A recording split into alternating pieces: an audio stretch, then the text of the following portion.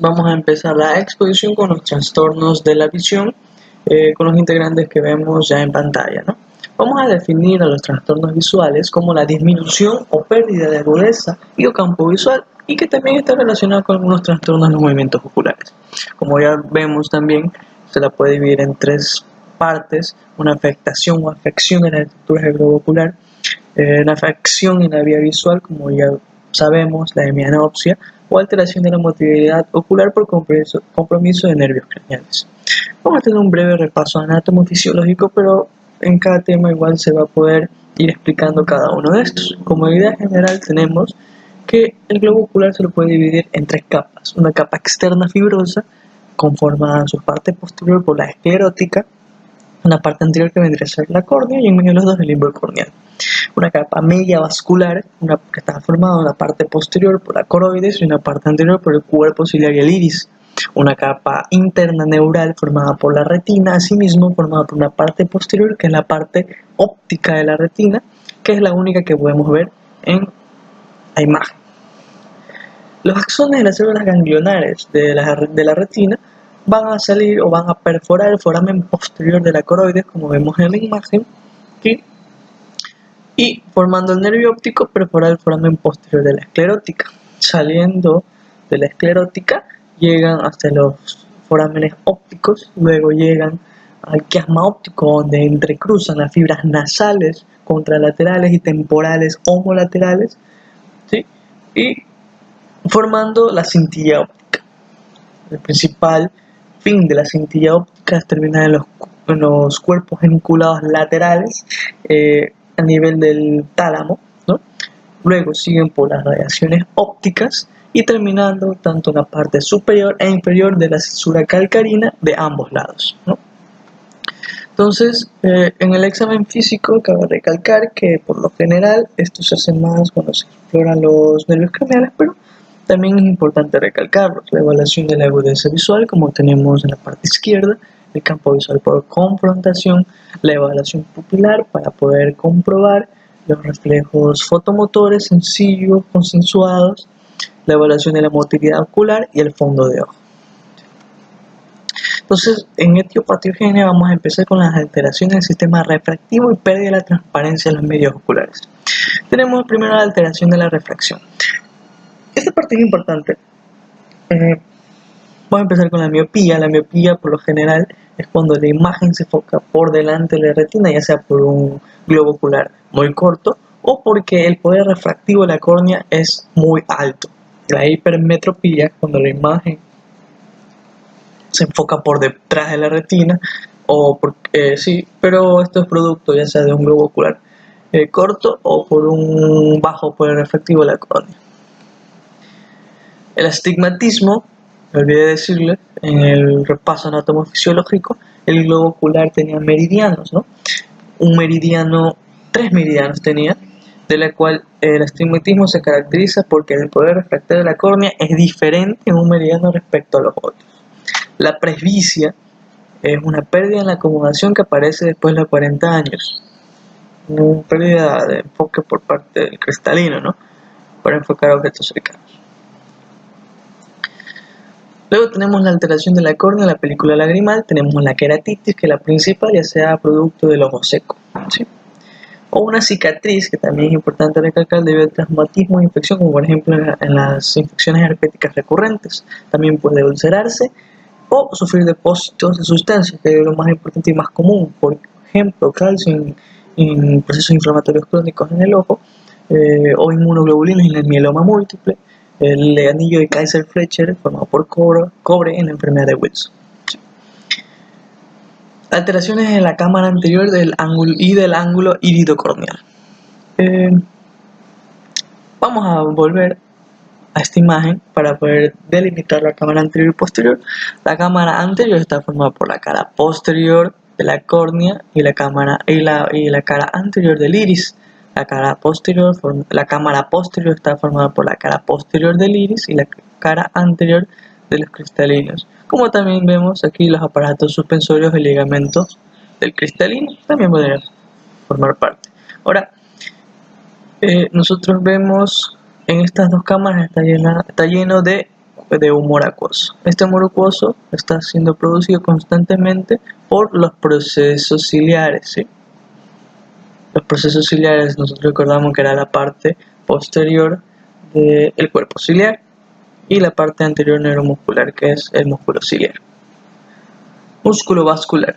Bueno, entonces con estas ideas pasamos a las alteraciones de la cámara anterior y el ángulo iridocorneal. La transparencia del humor acuoso se puede perder ya sea por la presencia de proteínas celulares inflamatorias como se da en la uveitis. La uveitis es la inflamación de la túnica media del globo ocular, ¿sí? O por células sanguíneas como se da en el IPEMA, que es la concentración de sangre en el humor acuoso.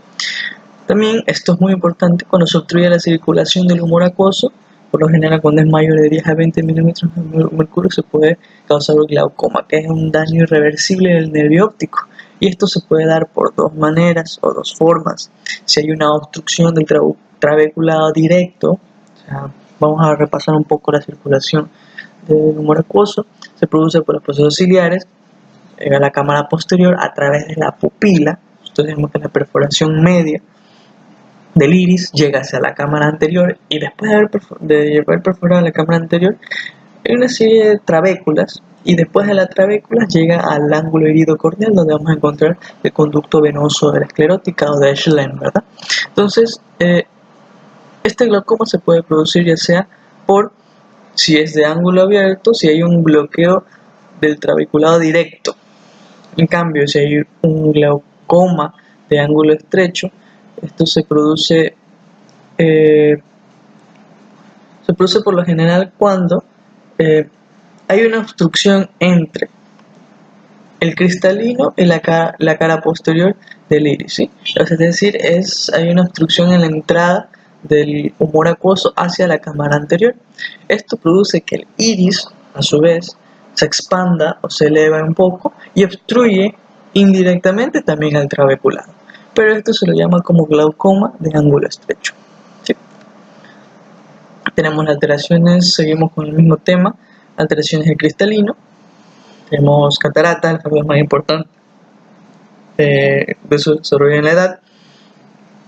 También se puede dar por la ingesta de corticoides y la subluxación que ocurre en la debilidad de los ligamentos zonulares, como en el síndrome de pseudoexfoliación de Marfan y de homocisteinuria. El síndrome de Marfan y la homocisteinuria tienen una estrecha relación, ya que específicamente se comprometen en el síndrome de Marfan la fibrilina y la homocisteinuria la cisteína, y la fibrilina está formada en su mayor cantidad por cisteína, por eso es que algunos de sus síntomas o signos son muy parecidos. El problema es que Marfan nunca presenta retraso mental.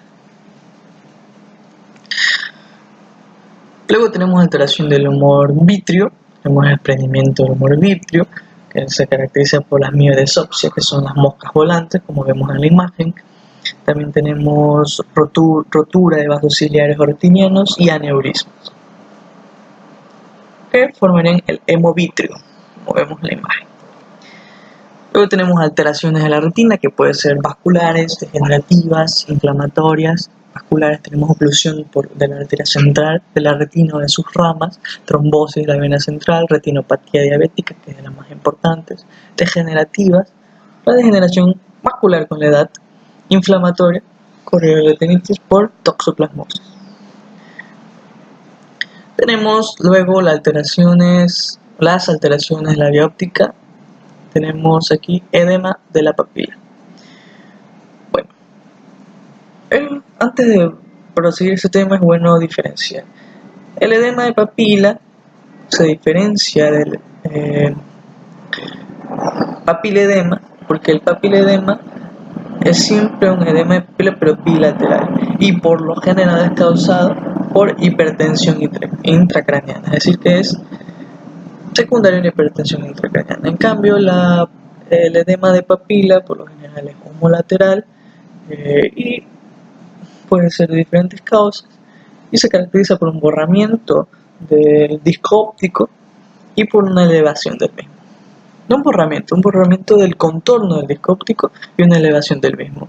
Entonces tenemos una papila normal que en forma redondeada, color rosa amarillenta, expresión céntrica en la fovea y los bordes temporales nítidos. En el papiledema de la papila, la pérdida de nitidez del contorno, la fovea sobrelevada, hemorragias perivasculares, y también cabe destacar que las venas están mucho más dilatadas de lo normal. Tenemos una atrofia de papila primaria, secundaria, la primaria por degeneraciones frías nerviosas y capilares, disco blanco aplanado de bordes cortantes, ¿ven? La secundaria por procesos patológicos de larga evolución, proliferación de tejido conectivo. Papiledema crónico. Neuritis óptica, la papilitis por procesos inflamatorios o tóxicos, como ya lo hemos visto. El espectro igual al papiledema, se diferencia que en la papilitis el paciente carece de visión. Es de comienzo unilateral, disminución de la agudeza visual, dolor al movilizar el ojo ocular, abolición del reflejo fotomotor o disminución, aumento del punto ciego y tiene buen pronóstico. La neuritis retrovulvar aguda se produce por procesos inflamatorios tóxicos o desmilizantes, afectan al nervio óptico por detrás del bulbo óptico, carece de visión el paciente, no se evidencia edema de papila y puede constituir el inicio de la esclerosis múltiple. La neuropatía isquémica anterior tenemos que se produce por la isquemia por trombosis de pequeños vasos prelaminares, una disminución brusca e unilateral de la agudeza visual. Los factores de riesgo tenemos la hipertensión arterial, diabetes, tabaquismo, hiperlipidemias. Tenemos los trastornos de la motilidad ocular intrínseca. Tenemos las principales causas. Síndrome de ADI unilateral afecta a mujeres jóvenes por lo general, la construcción pupilar y la conmoción ciliar alteradas. Lesiones se producen por lesiones mesencefálicas o del ganglio ciliar. Por lo general es por lesiones del ganglio ciliar. Cuando se producen lesiones mesencefálicas se ven otro tipo, como el síndrome de Parinal. Tenemos fármacos por exceso de simpáticos miméticos y se caracteriza por una midriasis A-reactiva. También tenemos las lesiones del nervio oculomotor, frecuente en pacientes comatosos. Se caracteriza por un reflejo fotomotor ausente asociado a aptosis palpebral y deterioro de los movimientos oculares. Luego tenemos las principales causas de constricción pupilar. Tenemos la pupila de Argyll-Robertson, muy conocida, que es pequeña y irregular, no reacciona a la luz, pero sí a la acomodación. Esto es infección sifílica, o lesiones mesencefálicas, diabetes, neuropatía alcohólica.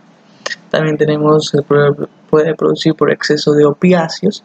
Por otra parte también tenemos el síndrome de Horner, que es una lesión simpática ubicada en la cadena simpática.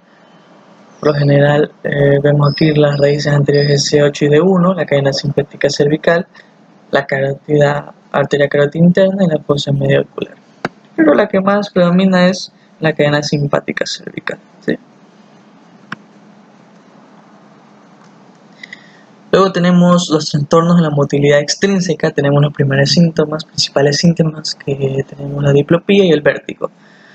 Se debe inspeccionar párpados, simetría de los ojos e inclinación compensatoria de la cabeza. Se ordena al paciente que siga el dedo del explorador.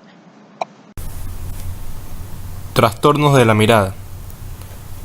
La mirada conjugada lateral es posible por la inervación simultánea del recto externo de un ojo y del recto interno del otro ojo.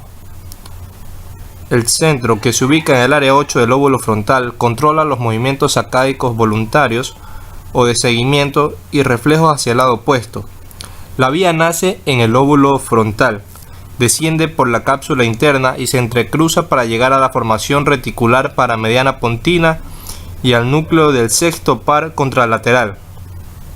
Luego se establece una conexión por medio del fascículo longitudinal medial al núcleo del tercer par homolateral responsable de la contracción del músculo recto interno. Desviación conjugada de la mirada. Cuando la afección del centro frontal es irritativa, se produce una desviación espasmódica de los ojos hacia la extremidad afectada.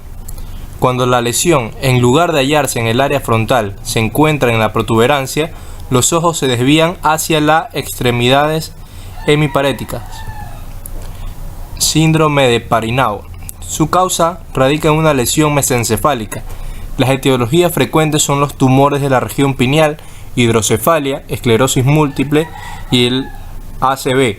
El paciente sufre una incapacidad para elevar la mirada y realizar movimientos de convergencia, presenta midriasis y alteración de la respuesta fotomotora y de acomodación. Un enfoque diagnóstico será: en el interrogatorio, la forma de comienzo del cuadro, brusco o lento a progresivo, si el trastorno visual es total o parcial, si hay o no dolor y si afecta a uno o ambos ojos. Disminución transitoria de la visión.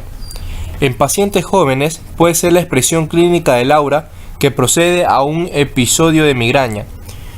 Típicamente la disminución de la visión es unilateral, dura unos minutos y es seguido por cefalea, habitualmente hemicraneal y pulsátil. En pacientes mayores de 50 años, su causa más frecuente es la disminución transitoria de la visión monocular, es la embólica. Si hay una disminución aguda y persistente, podemos tener neuritis óptica. Predomina en pacientes jóvenes del sexo femenino y en general es unilateral. Los síntomas: disminución aguda o subaguda de la agudeza visual, los colores se perciben desaturados y se parecían más oscuros, dolor en los movimientos oculares. La neuritis óptica es un proceso inflamatorio infeccioso o desmielinizante que afecta al nervio óptico. Neuritis retrovulvar puede ser aislada o asociarse a un proceso desmielinizante, viral, vasculítico o granulomatoso. En la resonancia magnética de cerebro sería innecesaria. Otro examen útil son los potenciales evocados visuales. Entre los diagnósticos diferenciales se deben incluir lesiones compresivas o infiltrativas del nervio óptico. En el examen del campo visual se pueden observar diferentes alteraciones. Oclusión venosa retiniana. Es la causa más frecuente de disminución aguda unilateral de la visión. No se acompaña de dolor. El grado de disminución de la visión depende de la severidad de la obstrucción y de las complicaciones asociadas. Oclusión de la arteria de la retina. El paciente presenta un 95% de disminución de la agudeza visual unilateral e indolora. Neuropatía óptica isquémica anterior. Se presenta en pacientes entre 70 y 60. Su forma arterítica o vasculítica se presenta en pacientes de mayor edad y en compañía de síntomas generales: decaimiento, fiebre, cefalea temporal y claudicación de mandíbula. Neuropatía óptica traumática. Se produce por un traumatismo cefálico en la órbita o del globo ocular. El único signo que se presenta es disminución aguda y persistente bilateral de la visión. Los pacientes presentan una lesión quiasmática o retroquiasmática. Predomina la afectación del campo visual, pero pueden presentar una agudeza visual normal. Hemianopsias homónimas, producida por lesiones en la vía óptica.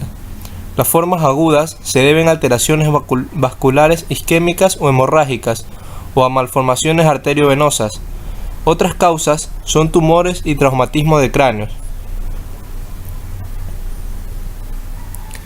Hemianopsias heterónimas, lesiones quiasmáticas causadas por adenoma de hipófisis, meningioma paracelar, aneurisma de la carótida interna y los craneofaringiomas. Apoplejía hipofisiaria se produce cuando un adenoma sufre una hemorragia, un infarto o ambos. La cefalea es el síntoma más común. Hay compresión del seno cavernoso y compromiso de los nervios craneales. Disminución progresiva bilateral de la visión. Causas: retinopatía diabética, catarata, glaucoma y degeneración macular. Hallazgos en el fondo de ojo: disminución del anillo neuroretinal, aumentación de la excavación, pérdida de fibras nerviosas, atrofia peripapilar, hemorragia peripapilar, asimetría de la excavación entre los dos ojos. Diplopía se da por una pérdida de alineación de los globos oculares, las alteraciones de los músculos extraoculares, de la órbita, de los nervios oculomotores o del tronco cerebral. Causas musculares y de la placa neuromuscular. Miastenia gravis. Orbitopatía distiroidea, que se presenta con retracción palpebral y junto con la proptosis es responsable de la mirada del terror. Ambas enfermedades pueden simular parálisis de los nervios 3, 4 y 6. Causas orbitarias. Inflamación orbitaria idiopática. Se manifiesta por dolor orbitario agudo, limitación de la motilidad ocular, proptosis y ojo rojo. Fracturas de órbita. Produce diplopía y atrapamiento de algún músculo. Efecto de masa. Se asocian a diplopía y proptosis. Compromiso de los pares craneales. El tercer par se ve afectado por la diabetes principalmente. El compromiso del sexto obliga a pensar en hipertensión endocraniana. El tercer y sexto par se ven afectados por ruptura de aneurismas de la arteria comunicante posterior. Las lesiones de los senos cavernosos comprometen el tercer, cuarto y sexto par craneal. Síndrome de Miller-Fisher cursa con oftalmoplegia, ataxia y arreflexia. Síndrome de Tolosa-Hunt se presenta con dolor orbitario y oftalmoplegia externa. Compromiso del tronco encefálico. Gliomas de tronco. Las fibras y los núcleos se ven afectados por lesiones vasculares, desmielinizantes o tumorales. Y la oftalmoplegia internuclear se debe a una lesión del fascículo longitudinal medio, hiparesia y nistagmos.